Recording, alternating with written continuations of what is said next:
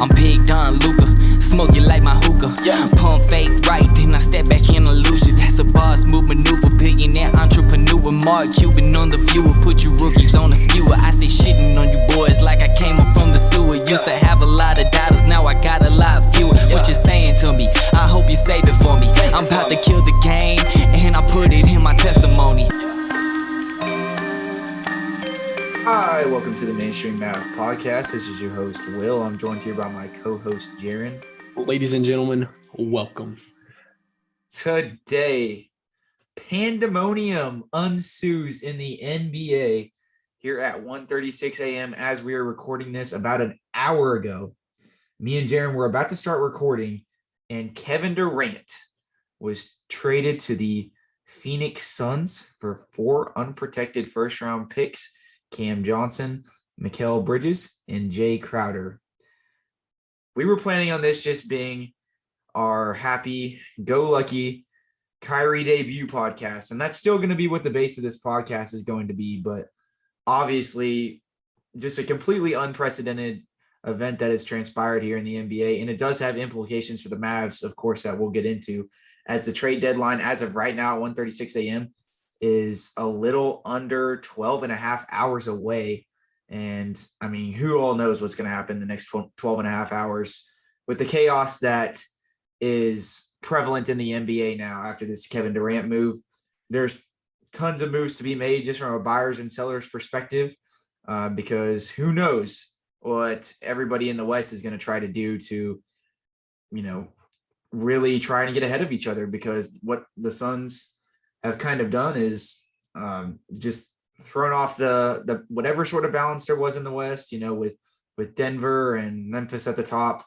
All that is basically gone to shit, for lack of a better term. And, everybody, the West could be insanely good right now. This is something that owner Matt Ashiba did on his first day as owner of the Suns. And we're, of course, going to get into this Mavericks game. Jaren, I forget the exact final score, if you would be so. The Mavericks won 110-104 against the Clippers, but that's pretty. Kyrie Irving had 24 points in his debut. It was a great, fun game, especially without Luka, for the Mavericks to pull out in Kyrie's debut game. I really enjoyed it, and it's going to be the bulk of our podcast. Fear not, guys. But, I mean, one of the craziest trade deadlines in NBA history, to say the least. Jaren, what was your reaction at face value when you saw this Kevin Durant news come under light, when you saw that Woj notification cross your screen? Well, at first I thought it would be a bigger package. I'm surprised. I know you think differently, but I was surprised to not see any of the sort of Chris Paul's or DeAndre Ayton's involved in that package. And I mean, all of a sudden, I know the playoffs was already going to be interesting, but the playoffs becomes way more interesting, especially because this is located in Phoenix. The Suns ended up getting that. And I mean, man, like this shakes up the whole league. This shakes up the West. Like the West, do you realize Sunday morning went from just a quiet, steady rise with Denver and Memphis to all of a sudden, like the teams from behind, Dallas, Phoenix, Lakers, to like those could be the top teams. I'm not discounting Denver and Memphis. They could make huge deals involving OG, but there's a huge shakeup that had to be done, and I mean it was done. And I mean, I hate to say this, but props to Phoenix, they got him. So no, yeah, you say that. I mean, we failed to mention even some of these deals that have came under light today.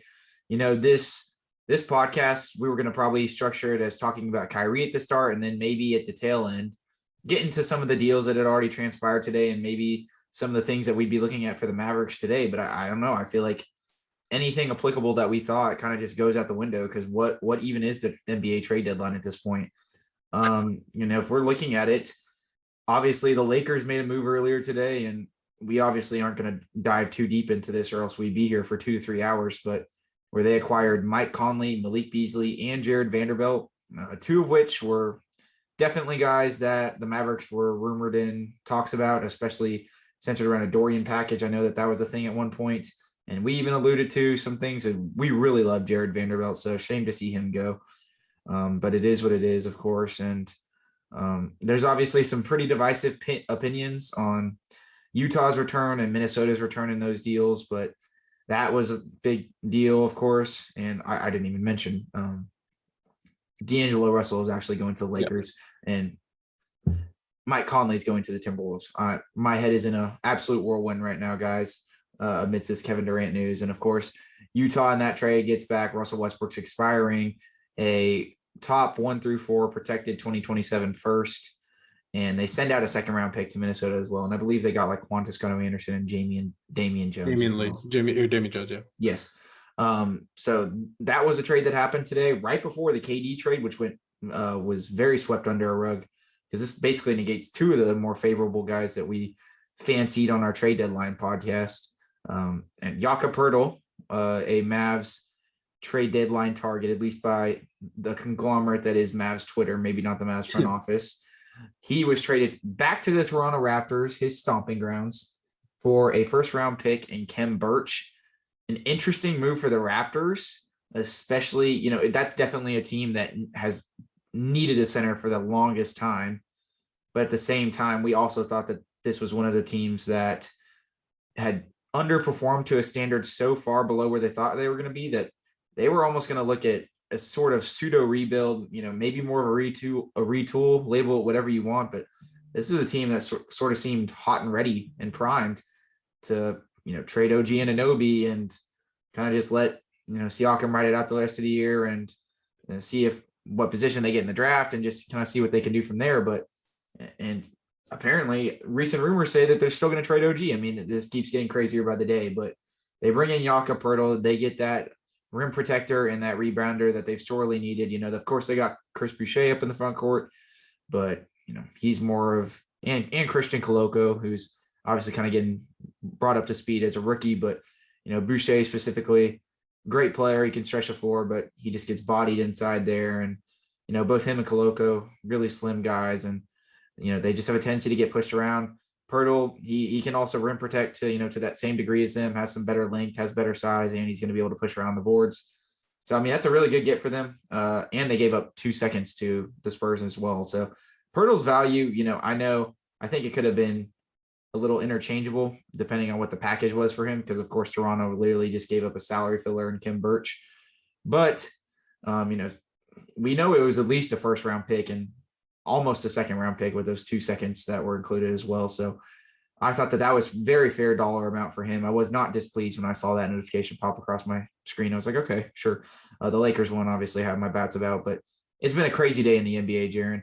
And obviously it gets topped off with this conclusion of Kevin Durant being traded to the Suns. I don't even know where to start with this other than obviously the Suns gave up a lot here. What do you think of Phoenix's roster as we proceed here within the ensuing months up until the playoffs? Yeah, I mean, Phoenix automatically elevates themselves. In my eyes, I think they're the automatic 1 seed just because of that starting 5 alone, whether it's Torrey Craig or TJ Warren starting. Either way, like I said, that's the number 1 team in the West. Now you look on the bench and they're really not strong at all, but they can still make moves. Not big moves at all. Like it would have to be on the buyer or the buyout market. It would have to be. Well, they can trade some seconds maybe. And I think they have some seconds in the arsenal. They do not have a lot of flexibility with their salaries at the moment, admittedly. Yeah, I know that their salaries and everything, but I think that they can go with the buyout market, and I think that they can use those seconds to sort of expand, I guess, their talks. But nonetheless, that team becomes an elevated first seed without a discussion in my eyes. And I think if you're the sort of contenders in the West, it's now how do you scramble and get elevated enough into those talks, or how do you match what Phoenix did? And that's teams like Memphis, New Orleans, Dallas, and I guess Denver. But yeah, I mean, that's incredible. I think this was one where, in my eyes, you'd have to give up an Ayton, you'd have to give up a Chris Paul, including McCall Bridges, but you only had to give up one of those guys, and of course they give up their whole bench. But needless to say, that team's insane. That starting 5 is insane. That team is top heavy. But at that point, you can risk having 10 minutes of none of those guys playing and still outscore your opponent by 30 points by the end of the game. That's just an incredible roster. Or not even roster, that's an incredible starting 5. And yeah, I mean, I'm interested to see it. I think it'll be fun and watching in a playoff series. Hopefully it's not against Dallas, and hopefully it is against Dallas. Like I don't know how I feel about it. But yeah, it's insane. No, yeah. And I mean, to your point about just the, diversification of how they're going to be able to put the ball in the basket. Like it honestly doesn't even matter if they don't have a bench of points, because they just have so much offensive creation from those three. And then whatever Ayton gives you, if he's having a good game, stretching the floor a little bit and, having a good post-up game, for instance, I mean, that just amplifies to the effect. I don't even know exactly where I would place them among the West rankings, but they're definitely up there for sure. And as far as the Mavericks go and the implications with them in this instance, I think that it wouldn't have necessarily been excusable if the Mavericks didn't do anything before. Like if they just went into the deadline having only done this Kyrie move, the second that 2 p.m. Central Time, strikes the clock and what have you, I don't think it would have been excusable. And I think a lot of people would have been disgruntled, but, I don't know if they would have necessarily been lining up with pitchforks outside the American Airlines Center at this point with the things that have, emanated out of the Lakers and Suns organizations.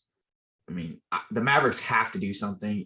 Even if Nico Harrison or Mark Cuban were in a position before this, somehow unbeknownst to me, if they were in a position beforehand that they were like, look here, I think we want to use these last 25 or so games as a litmus test, go into the offseason, maybe try to upgrade around the draft and free agency. We've emptied the tank with this Kyrie thing. I don't really know how much farther we want to get. Even if they were in that line of thinking, they can't be now. They have to go all in, because I mean they're just setting themselves up for failure at this point. Yeah.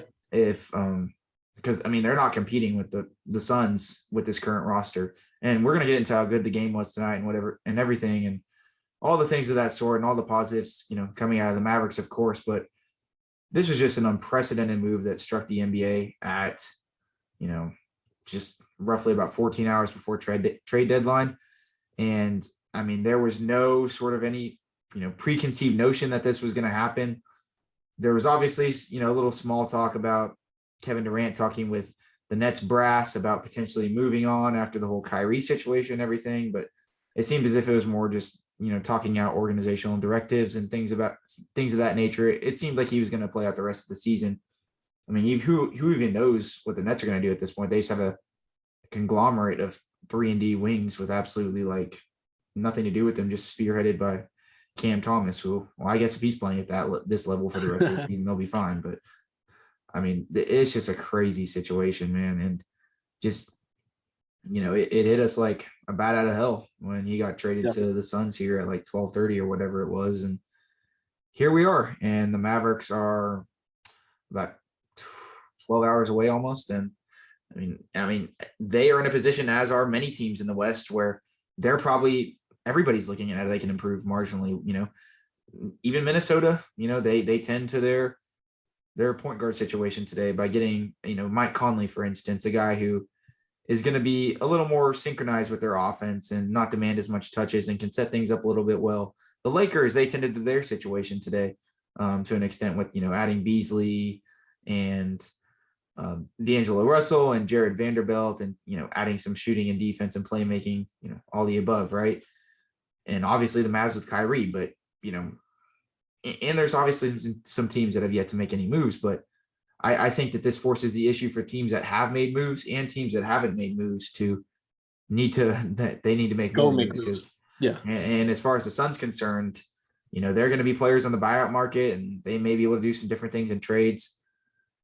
The West is getting rowdy. I mean, it's primed to take over the East after it finally seemed as if the East was better for a year. But I mean, this is crazy. Even if things don't necessarily pan out record-wise there, I mean, I don't know who would have expected this sort of mid-season turnaround and, much less Kevin Durant getting shifted in what I think is probably the craziest trade deadline ever. And we haven't even hit the prime of it yet, which honestly was going to start in the morning when we're going to start seeing the trades just really pour in, even if they're the minor ones, I'm sure we'll see upwards of 10, 15, 20 trades tomorrow. So, I mean, it's an insane situation, Jaren. Lastly, I just want to get your perspective specifically on what the implications are for the Mavericks in this instance, because we've obviously covered, this Kevin Durant, trade value. We aren't a Phoenix Suns podcast. We're not going to get into the fit and everything. I mean, it's pretty self-explanatory, I think, just from an NBA fan perspective. But what are the implications for the Mavericks? I've talked about how all the teams in the West are kind of lining up to try and do something. What do the Mavericks have to do? And what is the increased sense of urgency now compared to really just 3 hours before this? Yeah, I mean, I was under the assumption that the Mavericks needed to make a move post Kyrie trade, and post Kevin Durant trade. The Mavericks need to make a trade just as more. Or I guess they like it becomes urgent that they make a trade, whether it be right before deadline or heck, even 10 minutes from now. They need to be dialing the phones, whoever it is. Clippers or Brooklyn would be my ideal situation because of the 3-and-D wings that they hold. But to get into sort of what the Mavericks need is, that coveted 3-and-D wing. I think it was like an hour ago. I think it was Shams. He reported that, Brooklyn was actively looking for calls for Jae Crowder, who of course was recently traded in that Kevin Durant trade. And I mean, that's a guy that you have to eye. That's a team that you have to eye first off. But that's a guy that you have to kind of look at. And I'm not saying, Crowder's the fit. Crowder is the guy, but heck, to solve your 3-and-D wing, to have him be your third wing off the bench, like that's honestly all you can, like that's a good need. And secondly, of course, is a rim protector, a defensive center, however you want to word it. The Mavericks just need a center in general. Dwight Powell can do so many things, but being a center of big size and being rim protector is not one of those. And that's something that the Mavericks need. And I think there's really only one guy on the block now that can do that, and that's Nerlens Noel. How can you pry him out of Detroit? I don't think it'll take much. You just have to find a salary filler with Dwight Powell, and I mean, that's a straight up swap that you can talk about. But yeah, I mean, there's a list of names that you can go across between, wings. And I think there's really a small margin of change, or not change, but a small margin of like centers across the board that you can really pick from. And I just think the Mavericks, the need was huge. And now the need is much more vast to going to be able to get either a wing or a center. And to me, I think the Mavericks post Kyrie trade probably could have just lived with one or the other. Now they need to go get both. How do you do that? That's something that the front office works out. I thought the Jakob Poeltl, Josh Richardson trade that we proposed 2 nights ago, I thought that would be a good sort of even base trade for both of those positions. But, Jakob Poeltl just recently traded out. So that's clearly not going to happen. And I think other than that, you're going to have to make 2 separate trades. I don't really see a team that's willing to deal both a wing and a center. Yeah. I mean, there's actually a few guys that I'm not necessarily, it's too late in the process to go through mock trades and the like, but there's definitely a short sort of fail-safe contingency list that I had backed up just in case, we were going to mention a few guys tonight. And I think with the Kevin Durant thing, it's like extremely warranted in this scenario. And, I would honestly push back a little bit. I mean, to your point, there are definitely not many centers / rim protectors / bigs that are able to defend in space, but I do think there's a couple guys more so than Nerlens that I want to get into. And I just want to mention these names. I'm not necessarily saying the Mavericks could do anything, but these are just names before, if you guys are listening to this in the morning, that I could see some sort of thing happening. So starting with the bigs. Okay. Obviously Nerlens, he's going to be first. We have Naz Reid still. And lastly, if there's any sort of play there with Orlando, I could see maybe Bamba getting shipped off. In terms of the wings, we obviously have Gary Harris who could maybe be at play. Jonathan Isaac. Orlando obviously has this weird sort of logjam there. We're going to get into this in the podcast, but I do think to an extent that the need for a third ball handler is definitely dwindling down, especially via trade. Like if you want to address that position via the buyout market, then, sure, go ahead. And I'm not saying that is just a complete I'm not saying that there's just no vacancy there and that Jaden Hardy and McKinley Wright have completely filled that void, but I do think to an extent them together, not either one of them by themselves, can definitely, along with Josh Green and what his emergence as a sort of pseudo playmaker, just from his ability to attack and create offense for himself in certain scenarios that we've really seen sort of start to precipitate over the last like 2 weeks. With those factors taken into consideration, I have sort of especially with Kyrie, as good as he is, I have sort of increased confidence that the third ball handler thing just isn't as important anymore, me personally.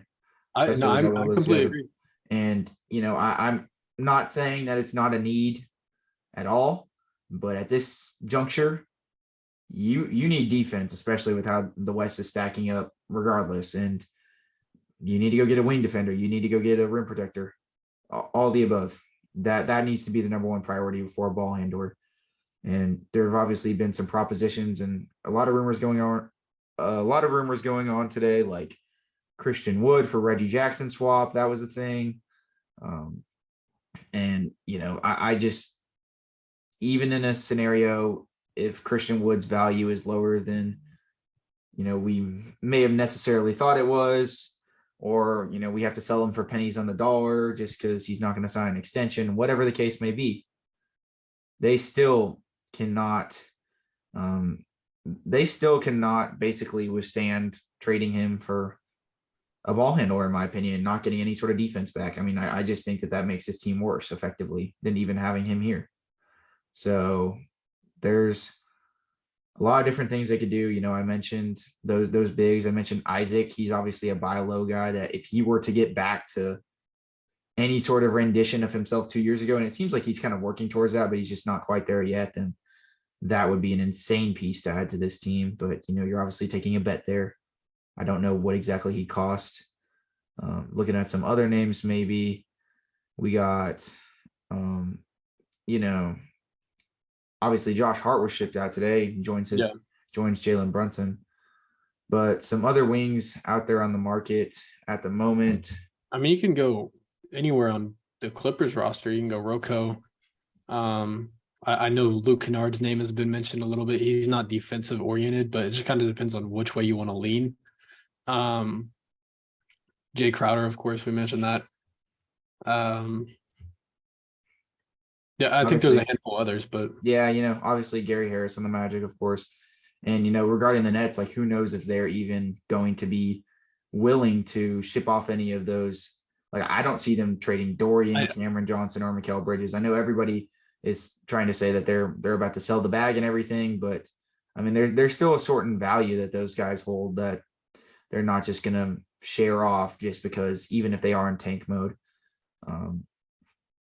There's a few different guys. Grant Williams recently is there's some credence to him not maybe being able to agree to a contract with the summer over the Celtics because he really wants to get paid. That would be an insane grab. Obviously, there was a rumor that just dissipated after KD trade that OG Anunoby is looking to get moved by the Raptors, like I just previously mentioned, and that's kind of bewildering because of their whole going out to get Pirtle and everything. So I don't really know what's happening there, but there's a plethora of wings still available on the market. I mean, in all technicality, like Josh Richardson is still available for a buy low if you want to go get another guy. And obviously one of my favorites out there that's a buy low, obviously not a shooter, but he would still be able to do a lot for this team, is Matisse Thybulle.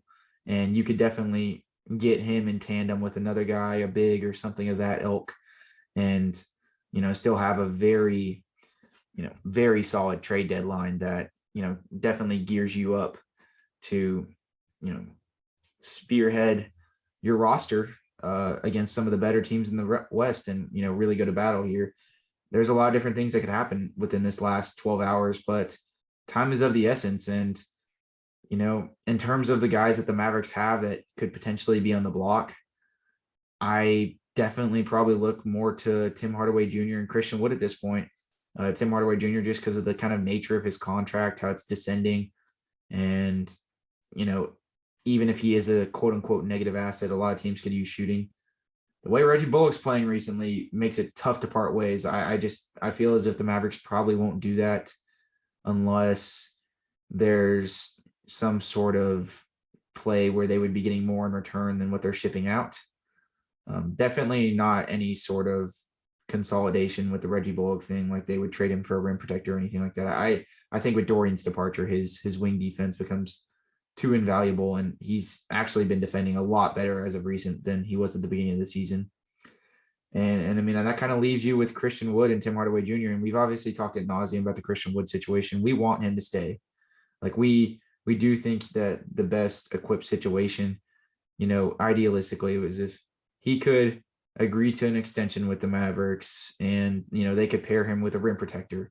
But not everything in that department is necessarily just tailor-made to come into fruition. It's not a guarantee or anything like that. And if they're, if they have to give him up in the consolidation to go get a rim protector in that process, or they're just unable to agree to an extension, there's just too much of a wary future in terms of if he's going to be back with this team this summer. I know it's to a lesser extent, but they don't want to repeat the Brunson situation, in my opinion.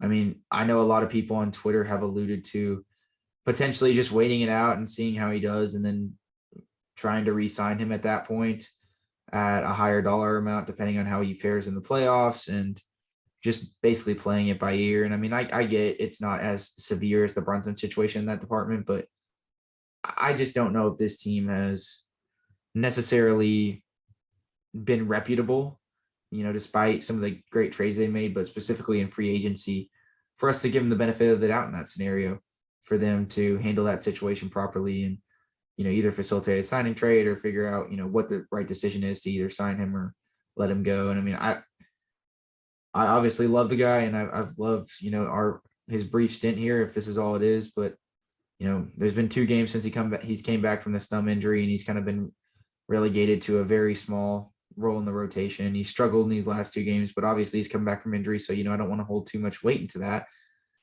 but it definitely, warrants the discussion. Like, is he on the trade block? What's happening there? There was a report that they just trade him straight up for Reggie Bullock, which actually isn't even applicable through the trade machine. So they'd have to open that up at least a little bit. But Jaren, who do you think? Reggie Jackson. Reggie Jackson. Yeah, I bluffed on that. But and then on the other hand, you have Davis Bertans, and his contract is, just really hard to move. And with the Mavericks not having their full arsenal of picks, I do think that they could probably just get better return if they just let Davis stay. And they, a first in Tim is going to net you more than a first in Davis, and they're very similar salaries. And, obviously Christian Wood, whatever you can get for him, you just go get and maybe trade a second. But I mean, I don't know. I just feel as if those two are the guys to be traded. I know Tim had a solid game tonight and hit a dagger at the end. But if the Mavericks are going to make moves within the next 12 or so hours, maybe them. And then I guess just for all intensive purposes, just because a lot of guys are in that $10 to $12 million range, maybe Dwight Powell. But I wouldn't say that he is near having as high of a chance to get traded as those other 2 guys. Who do you think is on the horizon for the Mavericks if they are to make a trade, which I would hope, I'd certainly hope, oh my gosh, I would certainly hope that they do. Who do you think is on the horizon for the Mavericks in this instance as they try to gear up to go against a potentially loaded West and a newly formed Kevin Durant injected Suns team? Yeah, I mean, basically all of what you mentioned. I think Christian Wood, I think Tim Hardaway Jr. are the 2 guys that you have to put on the trade block at that point. I don't think I'm as high as as high as you on terms of Christian Wood. Definitely pairing him up with a rim protector would be the most ideal. But again, that's not what we've seen. And it would be cool to see, but unfortunately, I don't think we will get to see it. I think Christian Wood is probably the best name that you can trade. I think he's got the most value now, especially because he's an expiring. But nonetheless, I mean, Tim Hardaway Jr., of course, he has that sort of enticing contract with the declining money situation that he has, I think, for the next, is it 2 or 3 years? Yeah, it's like 2 or 3 years. But I mean, the craziest part about it is like both of these guys in terms of all the smoke that's coming out between Stein and McMahon and everything is like, these guys are just not holding that much value whatsoever. No, and they're not. They're Both not. Hardaway or Wood. There's And the sort of consensus with Wood is because, obviously he's not a defensive inclined center, even though he has some flashes at points in terms of being able to go, guard guards and wings in space. And then obviously we know Tim, just he reeks of inconsistency and terrible defense. And, obviously he'll have his games like tonight where he fared well, but conversely, you have the bad shooting nights, and the defense is always just, basically a rotating door to a sort of segue to the rim that he's basically giving to any defender. So it's just crazy to see it. I mean, I don't know. Like, I would think that these guys hold a little more value, but clearly not around the league in terms of what it seems. So you're definitely going to have to probably attach whatever sort of draft capital you have in aggregate with those guys just to get off some of these contracts to see where things go. But it's a sticky situation that they're in. But I don't know. I think that they truly do have to empty the tank in any sort of capacity to get another wing, to get another rim protector at the very least. I mean, maybe even 2 wings, because what went on today with this whole KD thing, I mean, it's a call to action for every team in the West, and the Mavericks have to step up to that call, in my opinion. Yeah, I would completely agree. I think unfortunately the guys that are probably on the outs are, again, Tim Hardaway and Christian Wood. What you can do with that, very little. But the Mavericks, like you said, are going to have to attach whatever draft capital they can to entice any of the teams that are selling. And I mean, wing depth is at utmost importance for this team, and especially defense. And that's something that is very far and few for this Mavericks roster. But it's going to be really interesting these next 12 hours. I mean, the defense is very far and few between, but the Mavericks did have a decent defensive game tonight. They did. We'll be getting into that here in a second. But yeah, this Kevin Durant trade stuff, guys, I mean, it's crazy. It's late, but trust me, even if we appear a little bit monotone or potentially just, sort of dry or whatever you want to label it, we are just in complete and utter shock. And we are basically just NBA drugged up right now, for lack of a better term, with the amount of stuff that's going on. I simply just can't process this. I'm trying to give you guys the best real-time coverage of my thoughts on everything, but the way all this is unfolding so fast, guys, I mean, we didn't even plan on having this segment in the podcast, and it's gone this far before we've even gotten to the game yet, and it's just insane. So it's insane, guys, to say the least. And I'm really excited to see what happens within the next 12 hours. We mentioned a few names. I'm sure there's still some other guys that we have yet to touch on, but those are a few key guys that I could see the Mavericks kind of dipping into. But I mean, this is definitely one of the best times to be a fan in the NBA, to say the absolute least. And at this point, I guess we'll just go ahead and cover the post-game podcast.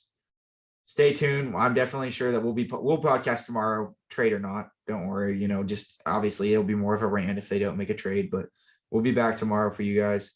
But nonetheless, we're going to get into this Mavericks versus Clippers post-game reaction after we, of course, covered this unprecedented, unhinged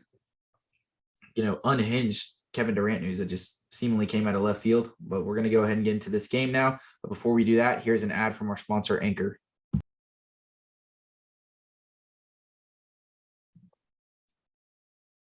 All right, so getting into the actual game at play here today, Jaren, we have Kyrie Irving's debut where the Mavericks beat the Clippers 110-104. What were your first impressions from Kyrie? Let's just start off within that first quarter, just in terms of how he operated within the flow of the Mavericks offense. Of course, no Luka, so we don't necessarily have the litmus test there to compare what his, game-to-game fit is going to be like, and his fit with Doncic, which is definitely paramount to this team's success. And I'm sure, I think we're all of the opinion that is not, maybe it won't be seamless at first, but it'll definitely be a splendid fit once it comes into fruition. But Kyrie obviously carrying the Mavericks solo tonight, as Luka still is in a bout with his little heel contusion thing, but it does seem like that is going to be mended within the next game or two. It doesn't seem like Luka's going to be out too much longer, and that they will be able to pair up for their first game together. But just in this one specifically, Jaren, how did you think Kyrie operated within the flow of the offense? I mean, to be quite frank, he was the flow of the offense, at least in that first quarter. The offense was really driven purely off of him. Just the sort of traction that he brought, I think definitely mended sort of what we saw in that first quarter. And it was a lot of kick out threes to Reggie Bullock in particular. Reggie at one point was 4 for 4 at threes or on threes on the 5 night. for 5. Yeah. Oh, it was 5 for 5. Okay. I couldn't remember if it got all the way to 5-5, but yeah, at one point he was 5 for 5. And I want to say it was all in the first quarter. And I mean, it looked clean. I think we can say this with confidence. We've never seen all 5 guys work in rhythm like that at one point in this season, at least as smoothly as that looked. Now, I know that the Mavericks were making pretty much every one of their shots and the Clippers were missing every single one of their shots, but it looked nice. It looked nice. It looked really fun, or not it looked fun, but it was fun.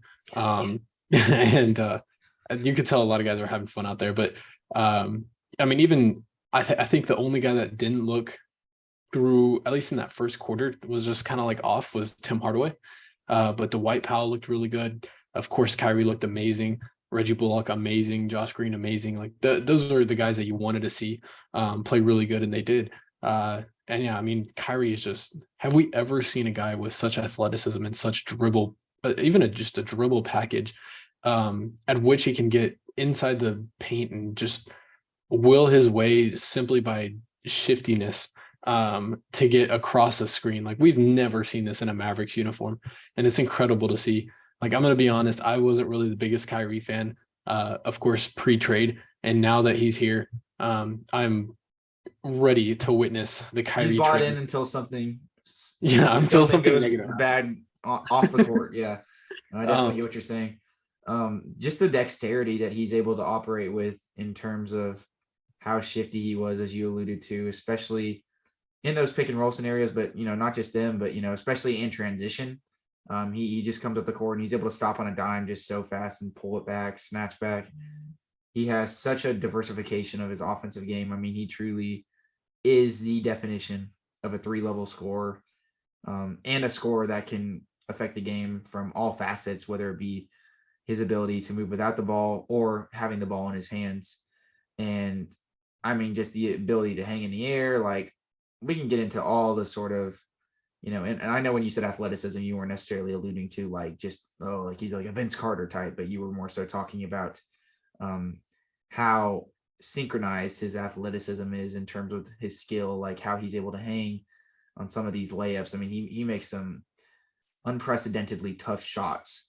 But what I was most impressed by, because I think we've all, seen all the Kyrie had highlights and things of that nature. And we've watched games of Kyrie, but I think what really kind of just took me aback as I honed in on him, I've watched Kyrie before, playing the Mavericks and other teams, of course, but just the way in which he operated off ball was really shocking to me, because the manners that the Mavericks used him in, and I think that they'll still do this with Luka. I mean, he was used as a screener a lot of the time.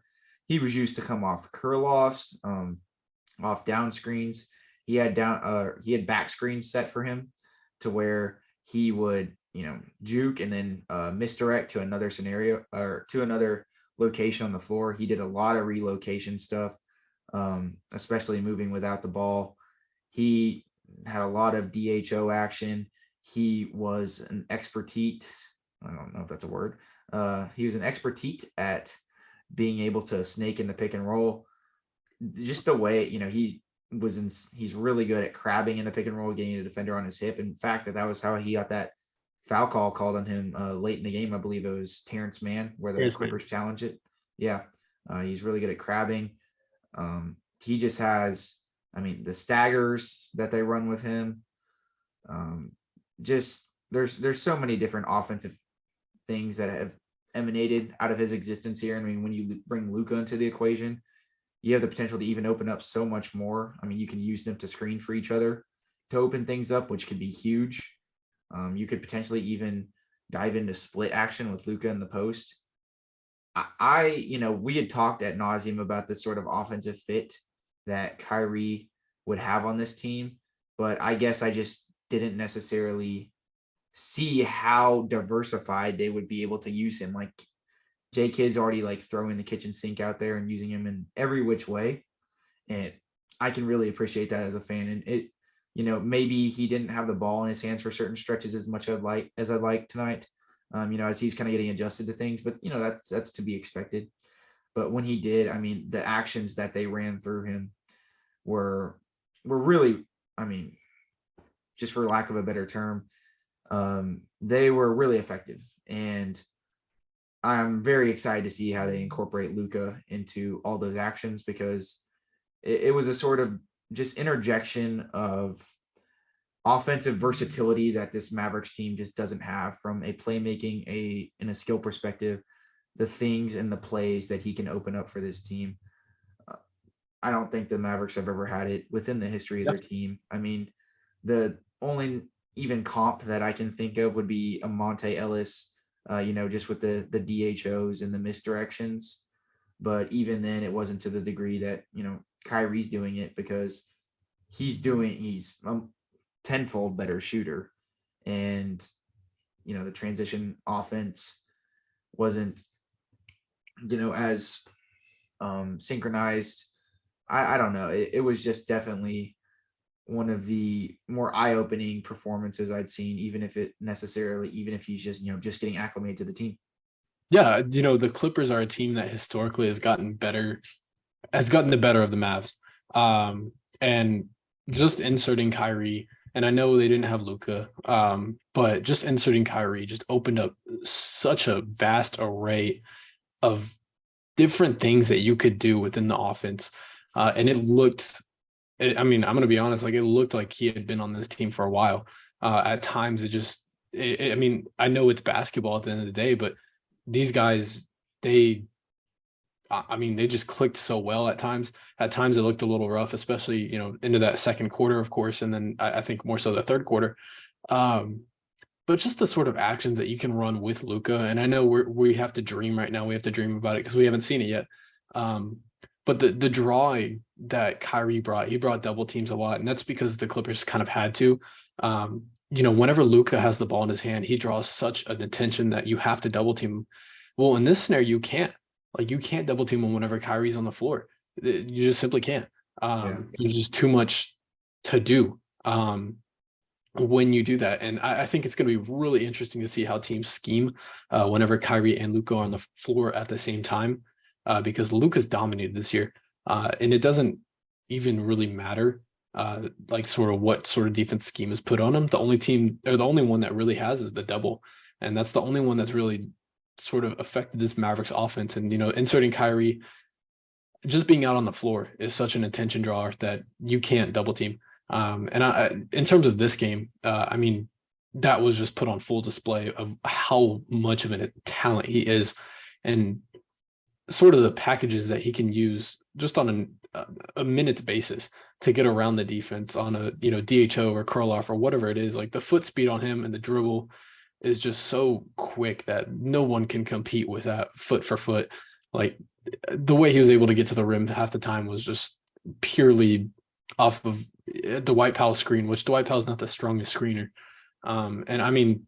It was beautiful to watch. Like, that's a guy who can play basketball. And we knew this coming in, but that was my first, I guess, like, full display of, wow, Kyrie's a Maverick, and wow, this guy's incredible. So yeah, no, he's literally the definition of a basketball savant, in which just how savvy he is and the way he manipulates the game. It's like actually like beautiful to watch. We haven't even, really delved into the ways that they could use both of them when Luka gets doubled on those double, the Mavericks run a double drag scheme, and then Kyrie can be an outlet in the 4-on-3 scenario. Luka can be an outlet in the 4-on-3 scenario. Just, imagine the passing that they can do out of that, versus having to use Josh or one of the centers.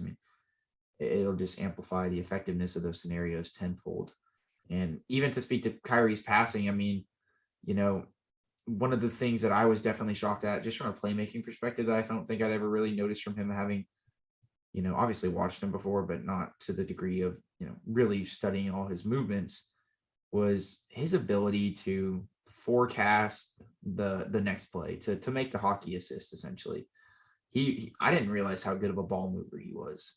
We kind of talked about Spencer a lot on this podcast about him being a good ball mover, and that was, one of our more, I guess, better traits that we denoted to him in terms of his playmaking. We always talked about, his lack of ability to make an entry pass and how he couldn't throw lobs, but we always talked about how he was like a really good, just getting the offense going and, passing the ball to the point of attack to get things generated, or if not doing that, passing it or cutting, not cutting, but driving to the middle of the lane to, then hit the corners, things of that nature. And I mean, Kyrie does that to another level of effectiveness. And, he obviously doesn't have the sort of wherewithal that Luka does, having that 6'7" frame to be able to just see over everybody and make like every single pass in the world. But for what he is limited to, and especially in transition, he's a very willing and able passer. He had a really clean behind the back pass to Josh Green tonight that I think Josh ended up having to kind of pass back out because he found himself too far under the rim. But I mean, he is actually like a very talented passer, and I don't know if there's ever been some sort of rap in his career that, he's too selfish or what have you, and I know he's only around that like 5 or 6 assist mark a game, but it definitely is not indicative of the overarching effect that he has on playmaking, just from his perspective, just from the perspective of how he's able to get the offense going and, to generate those possessions and get guys in the right place and to, facilitate that whole process where he may not specifically be making the exact assist, but he'll get the ball to a guy in the short roll or a guy to the corner who then drives, and he sees things ahead of time, which is really fun to watch in my opinion. Next up, like, what did you think of how he played defensively? Because I obviously knew he was a decent defender going into this, having watched him before, but the way he played defensively tonight, I mean, it's just night and day difference from Dinwiddie, I guess, if we're comparing him to him, as the playmaker and ball handler that we lose in this trade and the one that we gain in Kyrie, of course, after losing Dinwiddie. Kyrie is actually a very capable defender, in my opinion. I mean, I would even elevate him to the status of, maybe not elite, but he's a good defender. And I was really intrigued by that. And it may not be the most compelling narrative to sort of take lead with as, we come out of this game, but I do think it was one of my biggest takeaways. What do you think of it? I mean, I was honestly taken away by the sort of level at defense, just the effort level that he played with. I know it was his first game in a Mavericks uniform. Like, there's a lot to prove. But even still, just to give that much effort on a basis, or not even on a basis, but on the defensive side of things, there was a lot of possessions where he was lined up one-on-one with Paul George or Kawhi or whoever it was, and he was able to get a hand in their face as the jump shot was put in. And I mean, that's just that's just telling of, what kind of defender he is. I didn't really get to see him, or at least I wasn't paying too much attention within like his systematic defense. And of course, that's going to be something that just comes along with as he plays more and more in a Mavericks uniform. But even still, I mean, just being able to see him guard up one-on-one was honestly really pretty. And he was able to do it really efficiently, honestly. And there wasn't really, if there was any times at which he was blown past, I really don't think there was. But I mean, there was maybe a handful of possessions, but that's just being in the system, knowing the system, and that's something that he hasn't gotten too accustomed to these last few days of being in practice. But I mean, just being one up and, one-on-one guarding a guy, he really impressed me, to be honest. Yeah, I mean, one of my main takeaways was how handsy he is. I mean, to your point, you said he hasn't really obviously got the system ingrained in his head, and, they didn't like opt to play any zone or anything like that tonight, but he's just really savvy. And we already talked about how he's a basketball savant. I mean, that applies to both things, just because he's only 6'2" or whatever doesn't mean that he's not a basketball savant defensively, just because he doesn't have the tools or wherewithal to be able to affect the game as, some other guys may on that end. I mean, he's still just as savvy. He averages a block and a steal a game. And I mean, he affected the game accordingly in that aspect. He had that one steal on Marcus Morris where he just kept applying pressure and was able to poke the ball out of him right as he made, his transition to like a post spin. And he was just constantly active on that side of things. And that was really cool to see. And he's a great rebounder too. He's always going up at the, at that point of emphasis when the ball's up in the air. And, there's a sort of that we've kind of talked about that as that just sort of wandering moment in an NBA game when that ball's up in the air and you have no clue exactly what's going to happen. I mean, Kyrie goes up and grabs it and he pushes the tempo accordingly. And that's going to be really fun to see how much they're able to run. I mean, this is like one of the fastest games. I mean, this and the Jazz game that the Mavericks played tonight where they just pushed the tempo. Obviously not having Luka out there helps, but having Kyrie, that's definitely a stark difference from just a non-Luka game where the tempo increases for one game because you're having more Josh Green and Jaden Hardy possessions because Luka's not out there or whatever, but like Kyrie's going to be out there all the time and he's going to be pushing the tempo regardless if Luka gets left behind a little. It's not going to really matter. I mean, he's going to push the tempo in open court scenarios when he deems it applicable, and it's going to benefit the Mavericks. And I mean, he has the presence of mind to like even pull up for threes in those scenarios. He's a willing passer. He seemingly makes the right read in the open court almost every time. And I mean, he's just so savvy in that aspect. And it was really a pleasure to watch. And I think it'll get Luka running a little more too. But I just loved how committed he is to this team and just all the aspects of it. Everything aside, he had a great post-game interview because the KD trade actually happened during his post-game presser, to which his first response was, can we talk about us? Can we talk about winning? And, Kyrie's, track record in the media is well noted. But I mean, for me specifically, I just felt like that was very emblematic of a guy who's very concerned on winning and very concerned on his team. And I mean, he just seemed like he was having a great time out there. He was encouraging Jaden Hardy when he was out there getting his. He was encouraging all his teammates. He had a fun like dap up with Theo Pinson after they won. He said in his post-game interview with ESPN, he gave like a peace out. He was all happy. I mean, it was just a jovial night to say the least, Jaren. And I mean, that's as much as I can surmise out of Kyrie's debut, but it was one where he affected the game at all levels. And some of the plays that he made tonight were just truly a joy to watch. And I really like thoroughly enjoyed it. And it was honestly one of the most fun times I've had as a fan personally. Yeah, I think, I mean, I would second that. Yeah, this was one of those games that was kind of a must watch. And it definitely delivered. It was good vibes all around, but I wanted to speak a little bit just on the fact that, the Mavericks, we know pretty confidently that they have the best half-court offense with Luka. And I think that's pretty self-explanatory. But now they get one of the best guys that can push in transition. And we saw it firsthand tonight. We saw multiple times where, the Mavericks run on a 5-on-2 or a 5-on-3, and Luka would normally stop it and, work his half-court offense. And it would be an easy 2 at the end of the day. But this was one where multiple times in the game, 5-on-3s were turned into easy transition points. 5-on-2s were turned into easy transition 3s. And that's all due to Kyrie and Josh Green for that matter. In doing so, Kyrie was looking more so at teammates than he was at the hoop. And I know that sort of hurt him one or two possessions. But I think that's just really telling of who he is and what kind of teammate he is. And he's not a guy that goes to look at the hoop whenever, the second he gets a chance to do so. He's a guy that's going to find his teammates. And I know you mentioned that behind the back pass to Josh Green.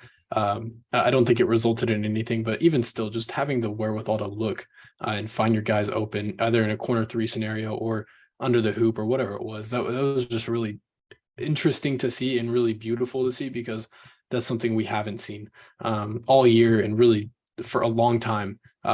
Something we haven't been able to see. So I'm really interested to see what kind of offensive numbers jump just due to the sheer, I mean, heck, if we can even get into the average numbers of in transition offense, like that would do this offense wonders, especially whenever Luka's off the floor.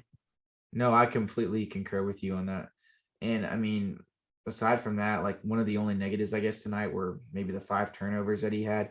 He definitely had a few bouts in terms of, countering double teams a few times with those lengthy Clippers wing defenders. But, I mean, obviously that's a rough team to go up against in your first game, and they came out with the win still. And I think a lot of that you can attribute to him not necessarily having the scheme down and some of the plays down. Like, I mean, it's his first game in a uniform that he's doing all this. So I don't want to take too much credence to that, but I did want to acknowledge it.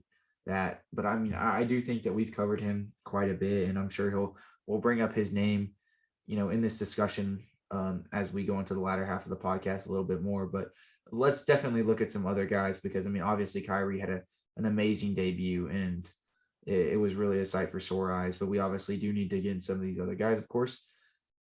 First off, the starters played really heavy minutes tonight in a game where Luka was out, and there's all this uncertainty about what's to come of the rotation. Obviously, new Maverick Markieff Morris did not play tonight. He maybe could have served to get some minutes tonight at that wing spot to relieve us, some of the wear and tear on Reggie and Tim and all those sort of guys, and Josh, but he didn't. Maybe it's just a sort of acclimation thing. Kyrie, of course, he's going to play regardless. But I was interested that they didn't throw him or AJ Lawson out into the fire a little bit, or they didn't even put Frank in there at all. I thought maybe one of those guys might see minutes tonight, but the Mavericks leaned heavily on Theo Pinson off the bench, a few other guys. But, I want to start with the starters because they all played heavy minutes. They all had double figures. They all had 35 or more minutes, except for Dwight Powell, who had 24.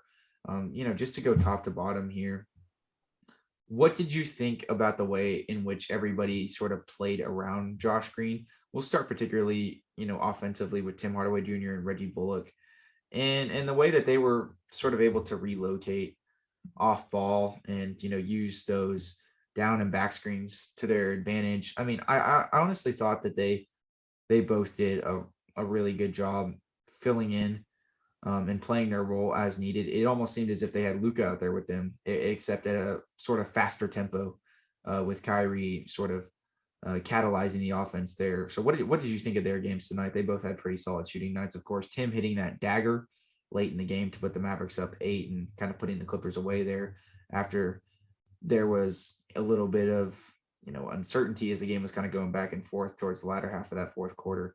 So what did you think of Tim Hardaway Jr. and Reggie Bullock's game tonight? Yeah, I mean, of course, Reggie had an extremely hot start to the game, going 5 of 5 at one point. He sort of cooled off as the game went along. He only finished with three more points after that first quarter. But even still, the way that he was able to open up the floor, it kind of seemed like the Clippers, really up until the fourth quarter, whenever they started doubling Kyrie, were really head focused on making sure Reggie wasn't open, especially after that first quarter, which he put flames on. And then Tim Hardaway, I mean, he was just kind of a steady shoot.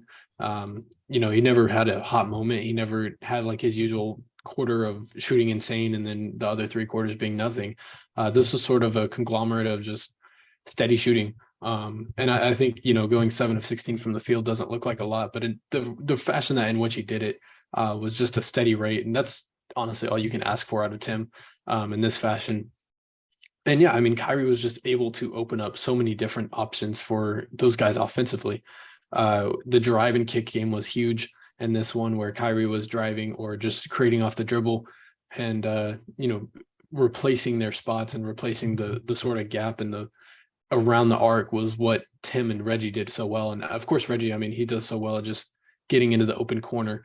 And that's how he was able to find most of his points. But for Tim's sake, just sort of getting open and kind of grading off his own dribble, but off of another guy's pass is sort of how he did it. I think it was really interesting to see just how they sort of did it. And yeah, I mean, I think in terms of Tim, like I said, it was more of a just steady paced game, one that we haven't really seen this season for him. And for Reggie, of course, he got off to that amazing hot start, but he definitely didn't cool off, as I would say, but he did his will and his due diligence on the defensive side of things. And I think that's why his game was really, really solid tonight. No, I completely agree with you there. Reggie, obviously Tim, had his usual saloon door-esque defensive style game, but Reggie, on the other hand, especially in this Jazz game, I mean, he's really turning the corner defensively, surprisingly. I mean, he's staying in front of guys.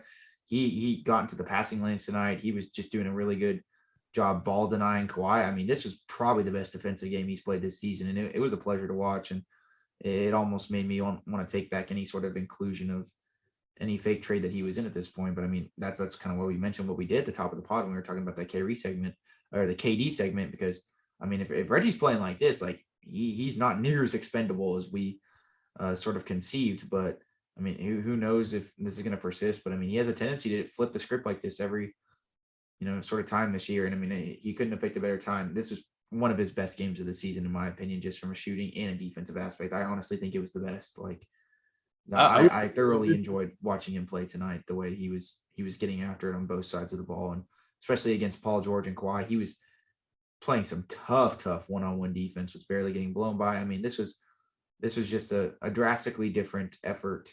This and the Jazz game, sort of in tandem, than we really seen for quite some time from him, and it was emblematic of peak 2021 2022 Reggie Bullock, and it was a sight for sore eyes. In regards to Tim, like, he had a good shooting night, he had bad defense. I'm really happy he hit the dagger, but there's obviously a sort of uncertainty that looms in the air as we proceed forward in these next sort of 12 to 11 hours. But nonetheless, I thought I was really happy with how he played tonight, and he did a good job filling in the gaps. And there were some times that the offense sort of came to a stalemate, when Kyrie was out and things of that nature. And I mean, I think Tim did as good of a job as he could, getting things going and at least trying to.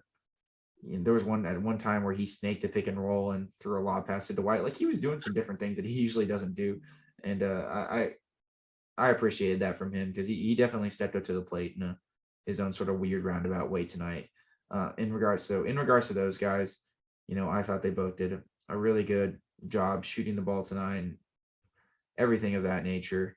What did you think of Dwight Powell's game tonight? Obviously he played the most out of any Maverick big man tonight, as Christian Wood still works on coming back from that thumb fracture, I believe. But I mean, I thought Dwight Powell did decent in the short roll tonight offensively, and he was given a lot of effort on the glass, even if he wasn't necessarily converting. It's a tall task to ask him to fend off Zubac, but I mean, I think he really did as good as he could have. And obviously he has his bouts in terms of being able to defend in the Mavericks, heavy switch and scram switch scheme. But I mean, he wasn't really necessarily getting blown by a lot. And there were even a few times where I thought he actually played decent defense. So this is one of those games where it's just like, man, like, that dude just empties the tank in terms of his effort.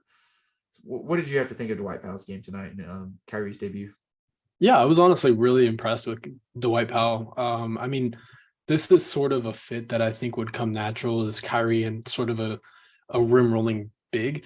And that's what we saw, with Nick Claxton and numerous other names. But this is sort of a fit that I thought would be kind of seamless.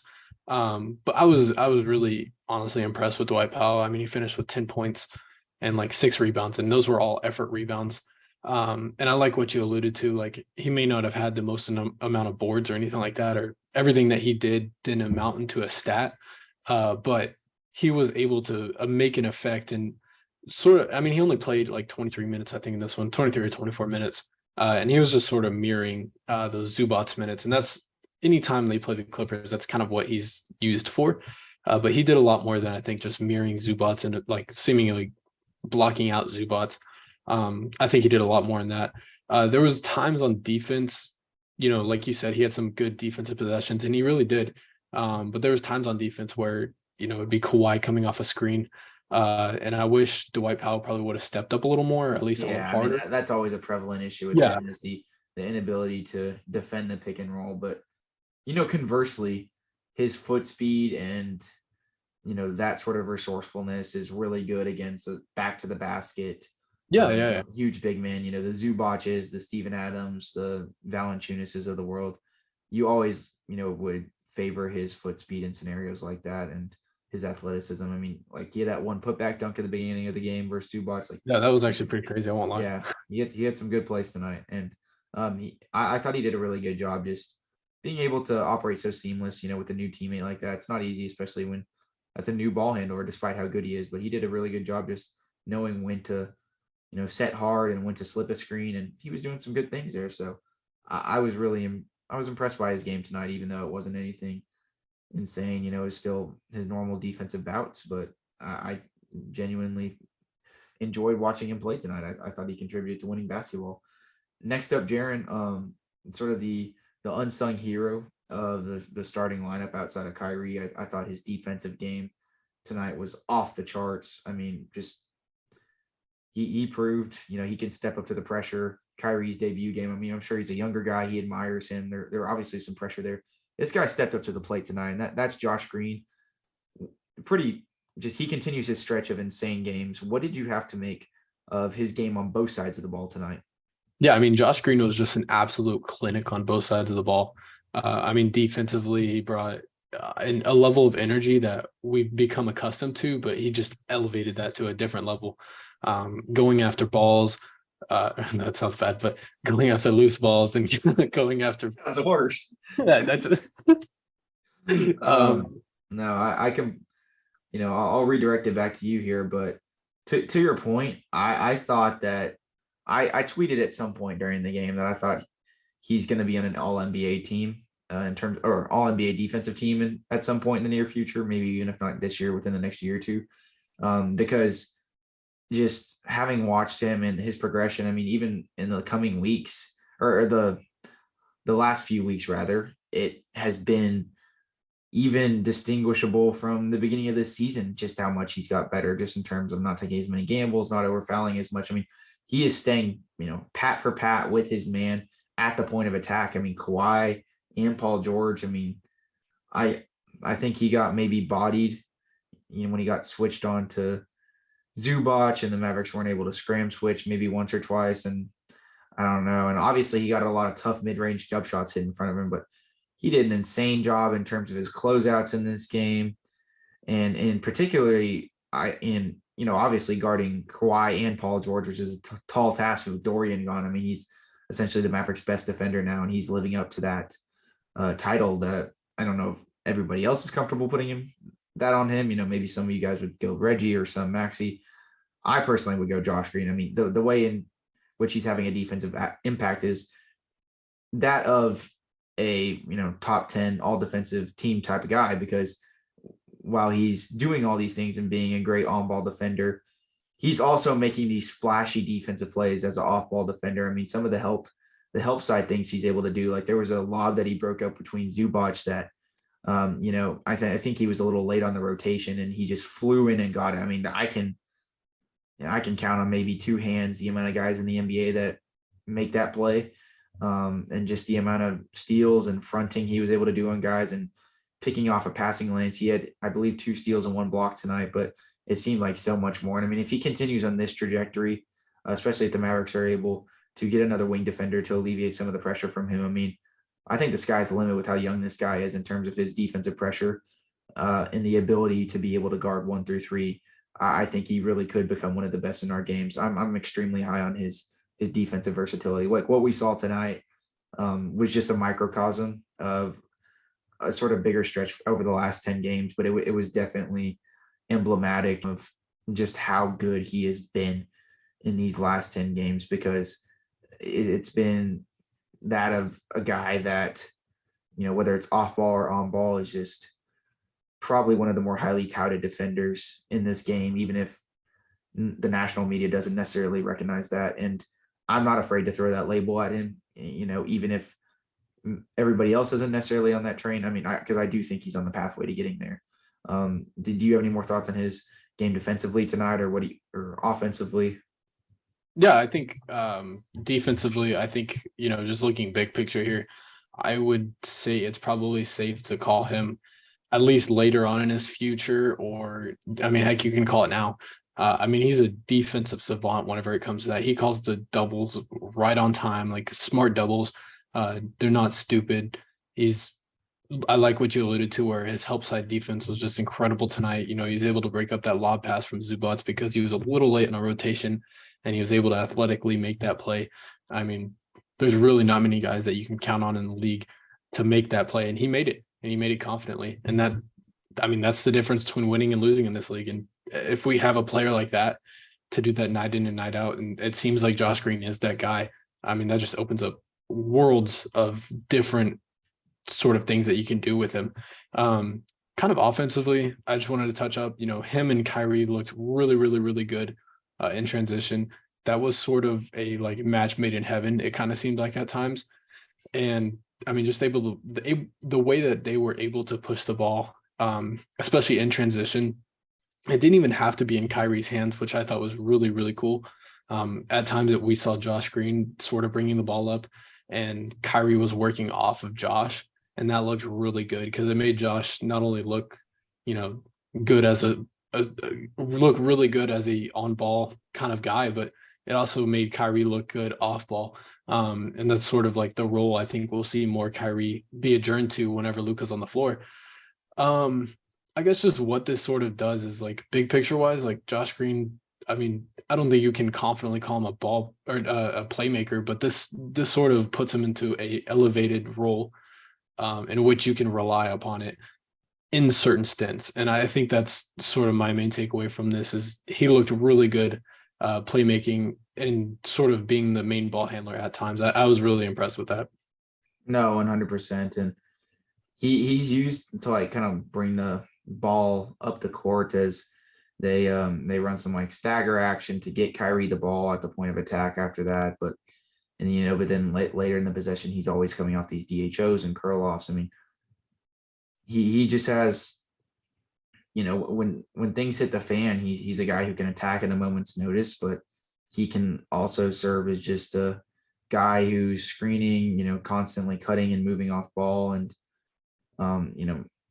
maintaining that corner if need be as a kick out option. So he just offers such a versatility on both ends that's going to really elevate him into probably one of the better role players in our games as we continue here in the next year or two. I mean, I'm just not afraid to say that. Like, this guy's shown me too much at too young of an age for me to not have a takeaway like that. As we delve into the bench a little bit, I first want to talk about Christian Wood before we get into some of the other guys.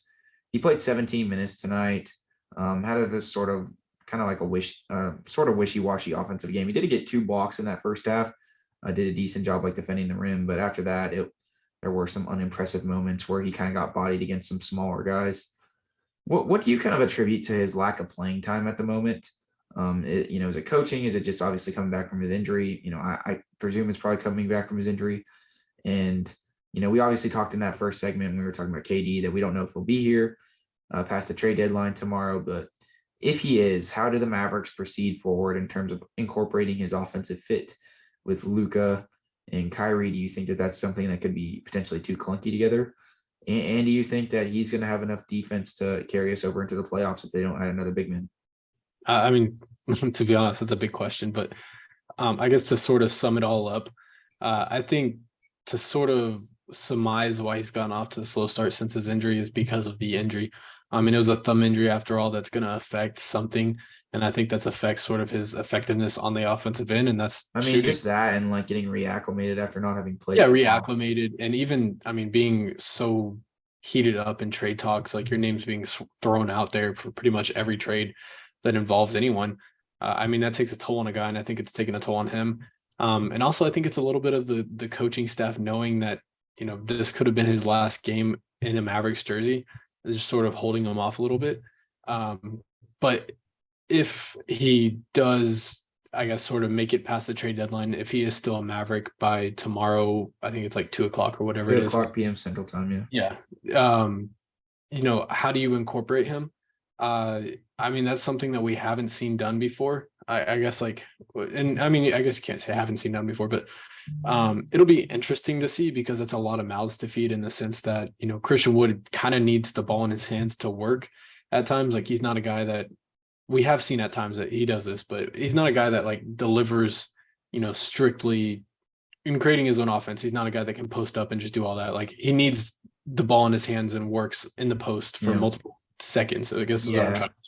Face-ups, things of that nature. Yeah, that's obviously he's obviously a great, roll cut big and, in those pick and pop scenarios, but he does seem, and I wouldn't push back that he needs it, but I do think that just in terms of the way that they operate with him on offense, like, he will have a desire to, get a few more post up and face up possessions, per usual as he usually commands. And he may just not have, the Mavericks may not have basically just the resourcefulness to be able to consolidate those possessions to him. I mean, I'm sure he'll still get a couple of those a game, but he's going to have to learn how to be a benefactor off of Kyrie and Luka just a little bit more. And that's not necessarily a bad thing. That doesn't necessarily constitute his scoring output going down, but just, a little bit different stylistically, maybe a little less one-on-one possessions. Yeah, I would agree. I would agree with that. Yeah, I mean, I like how you mentioned those 2 blocks at the beginning of this, but outside of that, I don't think it was really too impressive from Christian Wood. And yeah, I mean, he just kind of looked like a guy who really didn't know where he was at times. And then at times he just looked like he was trying to force things a little bit, and it looks kind of unnatural. I just think, that's really the reason why he played 17 minutes, getting acclimated to, especially, Kyrie Irving, but also, trade deadline is looming and he has surfaced as a name that would be moved. So I think it's sort of a little mix of both. That's why he's only been playing like a total of like, not a total, but an average of like 15 and a half minutes per these games. Yeah, no, 100%. I mean, just from the, if we're making comparisons here, he honestly kind of looked of the same sort of category that KP was in the, in that 2021 playoff series versus the Clippers, not necessarily like the whole corner standing prerogative where he's just relegated to the corner, but he definitely, just because of the lineups that the Clippers are able to go with when Zubac isn't on the floor. And like you alluded to, with him kind of coming off the bench here as he's getting reacclimated into the starting lineup, and they're having Dwight Powell start, Dwight Powell's mirroring a lot of his minutes with Zubac, and, he has the ability to then, occasionally blow past him when he fakes a dribble handoff sometimes, or if he is, just getting a lob and he's kind of able to get behind him. But, when Wood's going to get up against all these wings that, might I add, are really not too indifferential in terms of their size to him. Like a lot of them are around his height because how big the Clippers are. They got all these 6'8", 6'9" wings, Batum, Paul George, Kawhi, obviously. It definitely served as a limiting factor in terms of, him just not being strong enough against some of these guys in the post as he normally is when he gets a little more favorable mismatches against some of these guards. And, him having a bad shooting night in tandem with that and still trying to get acclimated at that end. That's just sort of a recipe for him having a bad offensive night. I mean, look, he played decent defensively to his credit when he was in there. He still obviously got bodied and blown by a few times, but he had a few good stands. So, we'll obviously have to see what happens. There's a lot of gray area in terms of what his future as a Maverick was, but I don't think tonight was definitely a help for the case of Christian Wood staying a Maverick. But then again, we do need, context is important. He wasn't in the most favorable position necessarily to have a great impact on the game, coming off injury and having only played 17 minutes. So we do have to take that into consideration. I thought two guys that came in and filled very serviceable roles tonight off the bench were Jaden Hardy and Theophilus Penson. And, starting with Theo, because this is a guy that usually doesn't play. The Mavericks opted to go to him over, an AJ Lawson or new Maverick Markieff Morris in terms of those, sort of, or even Frank in terms of those last ditch wings coming off the bench. I mean, I don't know what exactly the reasoning was, but he obviously has a good chemistry with Kyrie. He came in and played some very valuable offensive minutes just in terms of, being in the right place, making the right cuts, being a solid ball mover, making a few threes. So much so that a lot of people on Twitter, including myself, were basically saying that we start subscribing to the Title League podcast because he is hashtag just not just a podcaster anymore. And Theo's out here making real moves. I mean, this is probably his most effective and meaningful game of the season, like undoubtedly in a game that actually matters like this. What did you think of his impact off the bench? He tacked off closeouts a few times, did a few different interesting things that we just simply haven't seen from him this year. Yeah, so I would probably say, I mean, this might be a season high 15 minutes for him. Maybe outside of like the Houston game earlier in the year, but outside of that, I mean, he had an amazing night. This was honestly a career night for him on, ESPN, of course. But he was just able, I guess, to be like serviceable, and that's a lot for him. He was able to be in the right spots at the right times, and especially working off Kyrie. Like he looked really fluid, and he actually looked like an NBA player. who knew what he was doing. I like how you said he was able to attack off closeouts at times, and he looked natural doing it. I know he got to the hole a few times and even made a layup. Maybe it was 2 layups. But even just splashing down the threes, like he looked, I think it's safe to say he looked really impressive. He looked like a guy that could come off the bench and do this every few games. Now I'm not saying he is going to do that, but this was really impressive in what we saw in him. And honestly, for a guy that's hashtag not just a podcaster, it was really cool to see him of all people do it. And especially, I know it brought the attention of like Mike Breen and Mark Jackson and all of them. And I thought it was really funny because I think on a national stage, not many people know his name. And this is a cool way to, I guess, not branch out, but a cool way to get your name across, just to have a career night of 9 points in 15 minutes. So No, 100%. And just the way, he wasn't even a net negative on defense. It's obviously not a strong suit, but he held his own on that ground on the other end. And he just looked like a solid utility guy. He added a little bit of tertiary playmaking. That was obviously his strong suit coming out of UNC. He was serviceable as a ball mover, and he drained some open threes. And the Mavericks could definitely use that injection if he's able to do that every couple games, like you said. But we'll see if they actually get that. But I was impressed, and it was cool, and getting to see his camaraderie with Kyrie and their whole dap up on the court. That was dope. So that was cool from Theo tonight and everything. Especially, he called out Brad Townsend earlier in the day. So just all good vibes. I need to see this. I actually didn't know he called him out. So yeah, you go ahead and look at that up. But I'm not going to mention that any furthermore. We're not here to criticize our esteemed local media here on the Mainstream Mavs podcast. Of course, that is for Twitter only. But otherwise, I thought Jaden Hardy, he had 5 turnovers tonight. He definitely got sloppy with it at times, and I think it was a sort of perfect mix of hitting the rookie wall while also having a very effective output tonight. And it's crazy to see this sort of dynamic between him and Kyrie. I presume it seems like he's a guy who looks up to him a lot, and we definitely look to him to kind of, if Kyrie does end up signing here past this summer and things of that nature, this is a guy that we definitely look for Kyrie to kind of vet and bring up to speed eventually, and hopefully mentor to an extent, at least on the court. And it seems as if they definitely, Jaden looks up to him to an extent. Kyrie wants to see him succeed. He was always getting up and getting loud every time Jaden would do something good in the game. But I think on both sides of the ball, he was pretty active tonight, even if he did have some pretty heinous rookie mistakes, just from how the best way I could describe it was just like how unforgiving they were. Like they were very easy reads a lot of the time, but that's going to happen. But just some of the talent output in terms of the crossovers and the hesitations that he was able to pull off en route to getting to the rim, it almost makes it worth it to an extent. And I think he has earned himself a consistent role on this team after that Utah game, albeit even if it is, some nights only maybe 5 to 10 minutes, some nights 15 to 20, maybe some nights even 25. I do think that Utah game warranted that, which is good, because I think the Mavericks are going to need to address that third ball handler position by committee if they don't get a guy in the buyout market, which I think is completely fine, because I think, like we said, the priority is defense. So we'll just have to see how that situation dissipates. But what did you have to think of how Jaden played tonight? Yeah, there's really not much to take away, but Jaden Hardy, he serviced really well in that sort of off the bench point guard position. I know he only played 12 minutes in this game, but even still, he's able to finish with 8 points. And those 8 points were really valuable, just the way he was able to sort of cross over and get to the cup.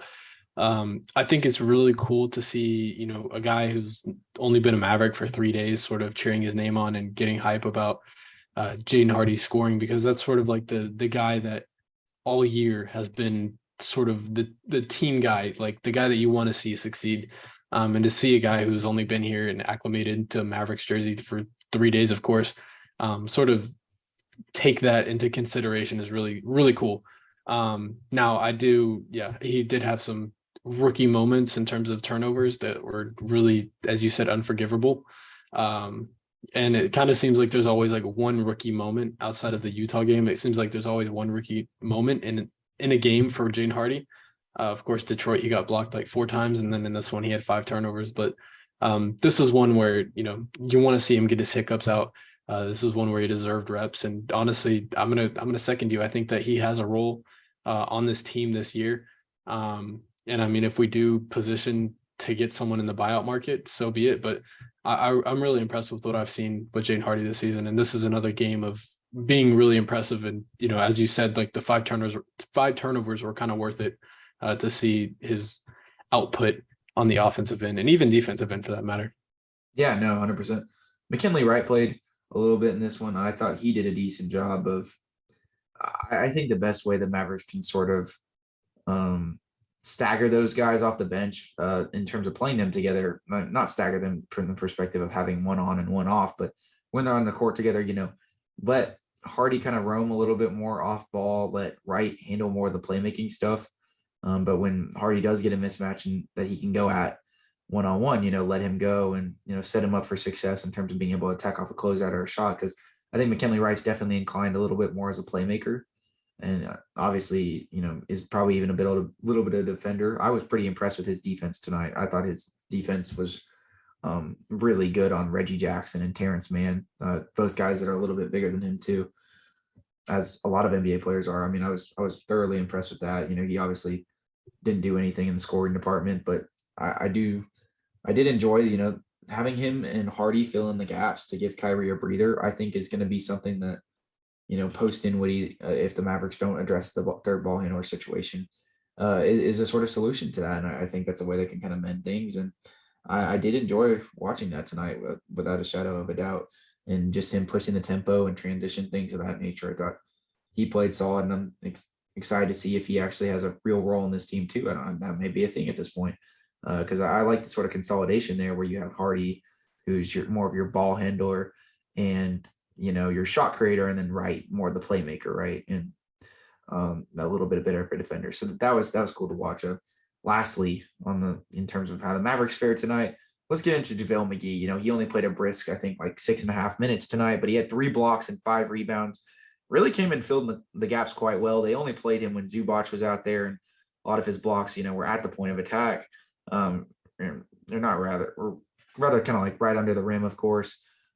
He had 1 in transition. That was really good. And he had like 1, off a Zubac offensive rebound. And he had 1, I think, where he rotated over and he either got like Norman Powell, Terrence Mann. I can't remember specifically, but he had some impressive defensive plays in this game. I don't know exactly where this JaVale McGee has been all season, but he did play well tonight. Do you think that this is something to look forward to? I guess we didn't mention him, but this is also a guy who may be expendable by tomorrow. We'll have to kind of see what happens. Maybe not. I don't think he has as high of a chance of being gone as a Tim Hardaway or a Christian Wood, but there's obviously some credence to the fact that he could get moved. So what did you have to surmise out of his brief little time tonight? Because it was one of the best defensive outputs that I think we've seen from him so far, even though it was so short a stint. I mean, he had 3 blocks tonight. Yeah, I think JaVale McGee's the rim protector we've all been looking for. That's a joke, by the way. But no, I mean, he definitely actually looked like an NBA player, a serviceable big tonight. And, I kind of figured with this Kyrie trade, it would kind of open up his game a little bit, but I don't think we'll see this at all. Or at least we won't see this average. Or I guess we won't see this regularly, I should put it. This is like sort of a one-off occasion, but I don't know. It kind of depends. I think Zubac is the sort of perfect matchup where he's a slower-footed center to where he can stay with him, but he wasn't out there when the Clippers were really running small ball and all that sort of stuff. So obviously tread carefully as we have with any of these one-off good McGee games, but just don't hold too much water, or don't put all your eggs in one basket in terms of your JaVale McGee stock. But if he starts to string together some games, that's when we start having discussion. But we don't want to take any overarching narratives away from this, but we do need to acknowledge that he played good, and he played really in that second, third quarter stretch. So that was I mean, he had like 3 blocks and 2 possessions, I think it was, and I mean, it looked impressive. But yeah, I mean, we're gonna need to see a little more to really raise our eyebrows. But yeah, it was a good JaVale McGee game, and that's really rare nowadays. So yeah. So next, if we're gonna kind of get into just the sequential order of this game. Obviously, the Mavericks had a stellar first half. They they sort of tailed off a little bit towards the end of the second quarter, but the ebb and flow of the offense, between Kyrie, setting up those shooters and Josh Green and him pushing the tempo in transition was really working out well. And it was, I think they scored like 40 some odd points in that first half and that first quarter. It was one of the more fun, Reggie was shooting the lights out. It was one of the more fun quarters, I think, of Mavericks basketball this season. And they were playing, pretty solid defense, especially on Kawhi and PG. They did just a good job denying Kawhi in that first half. He just wasn't really getting much opportunities. That obviously changed in the second half. But just collectively, they seemed like they were doing a good job of denial on PG and Kawhi tonight in that first half. And obviously, the tone definitely shifted in that second half with Kawhi just absolutely started cooking in the mid range and from three. It seemed like no matter how good the defense was, he was seemingly making everything. And that once the Mavericks had to kind of start trapping and doubling him a little bit more, that seemed to open up the ability for a Terrence Mann or for a Norman Powell to attack off a closeout a few times. Paul George got going a little bit. So just from that perspective, what did you have to surmise out of how the Clippers played tonight and the pressure that they put on the Mavericks in that second half? Because it seemed like there were stretches where the Mavericks had opportunities to start to put this game away, but they just weren't able due to a variety of factors. But they luckily were able to pull through in the end. Yeah, I think I guess just in sake of the Clippers, it was definitely a bad shooting quarter in that first quarter. But overall, they definitely rebounded very well. And that's why, sort of as we saw in like the third and fourth quarter, it became a game. And that's really all that I think, the Clippers were given many chances, and unfortunately they were not, or I guess fortunately, they were able to not take advantage of those. And I want to say wire to wire, it was a Mavs lead. But yeah, the Mavericks, they looked impressive. And in terms of the Clippers, like that's a really, really good team. I think they were 8-2 in their last 10 games before this. And to go in their place and beat them, where I think they were also on a 4-game win streak or something like that. It looked really impressive too in the fashion that they did it. But yeah, in terms of the Clippers, it's just a little slow-footed at times, and then it was a little too late. By the time like the Clippers really got things going, the Mavericks, it was Kyrie time, and that's whenever Kyrie started to cook. So I think it was just a little too late for the Clippers to go to work. But needless to say, this was a big win. So yeah, no, I would second you on that there. But to your point though, like I thought Kawhi did a great job just on both sides of the ball. He was forcing the issue in a lot of those turnovers. We talked about Kyrie's 5 turnovers, Jaden Hardy's 5 turnovers. The Mavericks obviously had a high turnover night because of that. The Mavericks came away in this game with 18 turnovers overall. It's usually like 5 or 6 above their average. And a lot of that was due to just sort of the conglomerate of wing defenders that they have between Batum, Paul George, Terrence Mann. These were all guys that really were able to force the issue on the defensive end. And, as I alluded to with Norm Powell and Terrence Mann, they just both did a good job pushing the issue in transition, attacking off of closeouts, coming off of curl-offs, getting downhill. Both of those guys fling themselves into the basket with a lot of momentum, and they were able to knock down a couple threes on top of that. So it was definitely, we saw the full depth of their roster, and we see why they had the reluctance to trade a Terrence Mann, because that guy kind of is their sort of versatile two-way point guard of their future to an extent. Zubac, I thought the Mavericks did a decent job on him. He only came away with 10 boards in this one.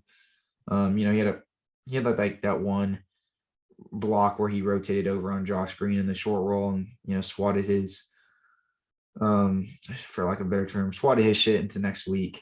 But besides that, I know Kawhi only had 18 points, but it just seemed like he was so hyper efficient. It almost seemed as if he had more than that, just the way in which he was cooking and making some of those tough shots. Outside of that, I thought the Mavericks did a good job of limiting all the other guys, because Norman Powell and Terrence Mann carried a bulk of that, those wing and supplementary guard and 3 and D roles. Between Batum and Robert Covington, there was only 1 3 made. Sure, they played good defensively, but Robert Covington had a 3. Batum had no points. That was all the only. I thought they did a pretty good job on Reggie Jackson as well. Kyrie, just when he was matched up on him, he kind of made easy work of him. And even when Jaden Hardy was on him, like they definitely were able to fill in the gaps in some of the weaker Clipper players. And it definitely didn't make me feel any better about potentially adding Reggie Jackson only for Christian Wood, as I had mentioned at the top of the pod, just from the value aspect and what the Mavericks need at the moment. But, outside of, Paul George, he kind of got going in the second half there, made a few threes and some late game, mid-range jump shots. But I think the Mavericks played, Reggie, as I said, played great defense on him for the most part. And as did Josh on Kawhi. He just, ended up making some tough shots in this one. But outside of that, just kind of a weak effort from some of the Clippers role players, just some negative regression shooting wise that the Mavericks kind of did admittedly benefit from in this one. But, with Marcus Morris Sr. only having 2 points, Reggie Jackson only having 7, and Rocco only having 3. And then, Luke Kennard, he only played like 6 minutes, didn't score, Batum having none. So they definitely benefited from that some of that sort of stuff. But nonetheless, I thought the Mavericks filled in the gaps where they could amidst some of the Clippers' more prominent role players, and Jack and Powell and Mann having a good game, and Kawhi and PG playing pretty good. The Mavericks limited the other guys, and that's kind of what it was able to bring them home with a victory tonight. Obviously the Clippers, they were going back and forth there in the fourth quarter, and it was definitely there were some stretches where you questioned if the Mavericks were really going to be able to pull it away, but nonetheless, they stayed tried and true to their offensive principles in terms of they really started to run things through Kyrie in those last few minutes, even though they had some questionable decisions in terms of going elsewhere. There were some rough Christian Wood positions earlier in that fourth quarter, but it ended up panning out. Kyrie had some tough buckets down the stretch to carry this team over the finish line. And then, of course, Tim Hardaway Jr. with that 3. I think it was 20 some odd seconds left. The Mavericks were up 5, but by no means did they put the game away. It may have been like 30 something seconds left, and Kyrie gets doubled. He dishes it to Theo Pinson, who was playing in that closing lineup because he had done so well. I kind of failed to mention that, but that's a cool thing that he was able to get some run in that closing lineup. He dishes that to Kyrie on the wing, who drains a 3. So not Kyrie, but Tim Hardaway Jr. rather. And that was essentially the dagger after that. They seemingly kind of just played the free throw game after that. As Tim Hardaway Jr. put the Mavericks up 8 with like 25 seconds left or something like that. And they executed well down the stretch. And this is what I talked about. Kyrie's a really clutch player. And, even if the touches weren't necessarily there in his first game, he took command when it mattered most. And the Mavericks were able to pull through, even if they did benefit from sort of a negative regression shooting game from the Clippers. Do you have any more like lasting thoughts on any of that? Yeah, I think it was an impressive win to say the least, but just from a big picture perspective, there's moves to be made, of course. We mentioned this before. And this was a game where, it was a feel-good win, of course. And, of course, Kyrie's debut ended in a good victory. And it was a really fun game to watch. But I think it's safe to say the Mavericks are fun again. Let's hope they go make them the move or 2 before the 2 p.m. Maybe even 3. Yeah, maybe even 3. Who knows? Before the 2 p.m. Trade deadline. But I'm really impressed with this Mavericks team thus far. And now with how juggernaut the Suns have become, I think you just have to make another move, 2 or 3. So the next 48 hours are really exciting. We're gonna get to hopefully see Luka and Kyrie's debut together, and hopefully some maybe I got to see whenever is it Friday night against Sacramento? I believe so, because I know they have the next 2 games against Sacramento. It's gonna be a tough stretch. We'll see how they pull away from that, but if they get Luka and Kyrie back together, the opportunities are limitless. So I'm really excited about that. But obviously, we'll see what happens with the whole trade deadline and with the Mavericks make any moves there, because I'm very intrigued. That could, imagine just sort of the excitement if the Mavericks are going into All-Star break with a couple wins under their belt with the new guys in the trade deadline, that we may acquire tomorrow with Kyrie and everything. Let's just see how they round out this roster. If they do, if they don't, it'll suck.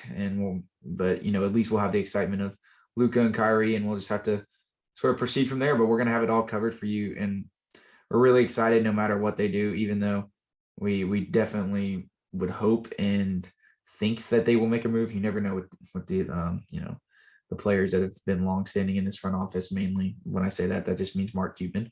So we'll have to see what ends up happening, but nonetheless, it's there for the taking, and I'm really excited about what's going to dissipate it. And I'm really intrigued to see Kyrie and Luka's debut. An all-time exciting high for that. But with that being said, we're going to go ahead and end the podcast. Make sure to like and comment and subscribe if you're on the YouTube.